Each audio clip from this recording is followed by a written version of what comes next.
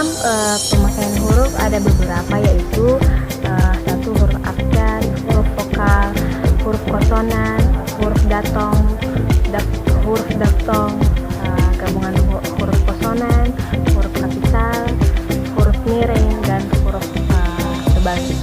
Baik, saya akan menjelaskan satu persatu, yaitu saya akan memulai dari huruf abjad. Huruf abjad yang dipakai dalam ejaan bahasa Indonesia terdiri dari atas 26 huruf, yaitu A, B, C, D, E, F, G sampai dengan huruf Z. Kedua, huruf vokal. Huruf vokal yang melambangkan vokal dalam bahasa Indonesia terdiri atas 5 huruf, yaitu A, E, I, O, dan U. Contoh pemakaian dalam kata yaitu contohnya A, api, E, enak, I, itu, O, oleh, U, ulang. Ketiga yaitu huruf konsonan. Huruf konsonan yang melambangkan konsonan dalam bahasa Indonesia terdiri dari 21 huruf, yaitu B, C, D, F, G, H, C, L, M, E, P, G, R, S, T, V, W, X, dan Z. Contoh pemakaiannya: B, bahasa, C, cakap, D, 2, F,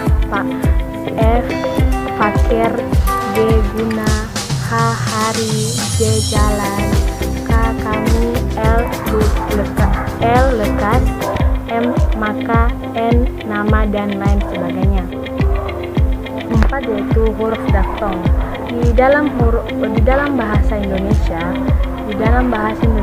terdapat 4 daftong yang melambangkan dengan gabungan huruf vokal, yaitu ai, au, ai, au, e, ei, dan oi. Kemudian itu gabungan huruf konsonan.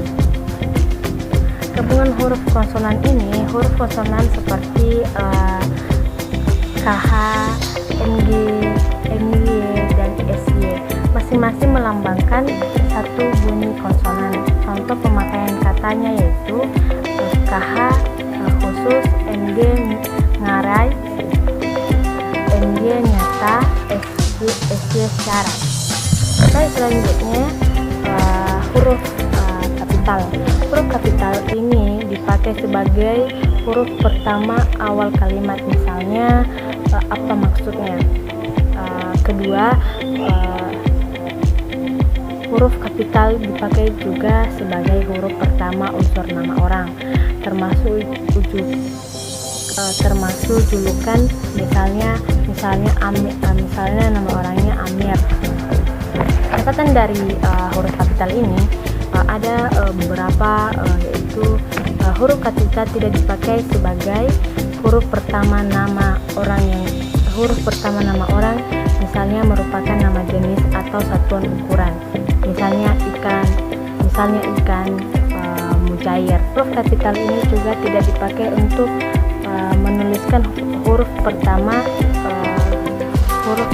kata yang bermakna dari anak, seperti bin, binti, boru, dan fan, atau huruf pertama kata tugas, misalnya Abdul Rahman bin Zaini. Ketiga, huruf kapital ini juga tidak dipakai pada awal kalimat dalam petikan langsung. Misalnya adik bertanya kapan kita pulang. Baik, selanjutnya ada juga huruf miring. Huruf miring ini dipakai untuk menuliskan judul buku, nama majalah, atau nama surat kabar yang dikutip dalam tulisan, termasuk dalam daftar pusaka. Misalnya, saya sudah membaca buku salah satu asuhan karangan Abdul Moel. Huruf miring ini juga dipakai menegaskan atau mengkhususkan bagian kata-kata atau kelompok dalam kalimat. Misalnya huruf terakut kata Abdul adalah di dia tidak diantar tetapi mengantar. Baik, selanjutnya yaitu huruf tebal. Huruf tebal dipakai untuk menegaskan bagian tulisan yang sudah ditulis miring.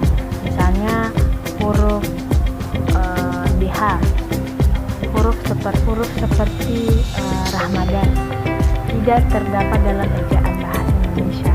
Juga menegaskan bagian-bagian karangan seperti judul buku dan lain sebagainya. Baik, kita masuk di kaidah kata atau konsep dasar kata. Kaidah itu pedoman, patokan atau aturan yang telah dibuat mengatur perilaku manusia dalam kehidupan masyarakat. Kaidah kata meliputi yaitu 1. Penggabungan kata, 2. Penulisan kata ganti, 3. Kata turunan. Dalam kata ini merupakan alat penyaluran gagasan atau ide yang akan disampaikan kepada orang lain. Kata dijalin satukan melalui gabungan dalam suatu kontraksi yang lebih besar berdasar kaidah-kaidah sintaksir atau kalimat yang ada dalam suatu bahasa. Ada juga gabungan kata atau kata majemuk. Gabungan kata ini adalah gabungan antara bentuk terikat dengan kata dasar. Penggabungan kata termasuk istilah khusus ditulis terpisah. Contohnya orang tua, ibu kota, sepak bola. Itu contoh dari gabungan kata atau kata majemuk. Ada juga kata ganti. Kata ganti adalah jenis kata yang menggantikan nomina. Kata ganti digunakan juga sebagai penunjuk berkas atau suatu benda. Contoh ku, kau, kamu, dan engkau. Itu contoh dari kata ganti. Ada juga kata ganti turunan. Bentuk kata ganti turunan ini dasar yang berupa gabungan kata dan sekaligus mendapat awalan dari akhiran kata-kata ditulis serangkau contohnya tidak adil jika ditambah ke an jadi digabung menjadi ketidakadilan. Ada juga singkatan dan akronim. Singkatan ini seperti singkatan nama orang, gelar, sapaan, jabatan, dan pangkat yang diikuti dengan tanda titik. Akronim ini adalah singkatan yang terdiri atas gabungan awal suku kata.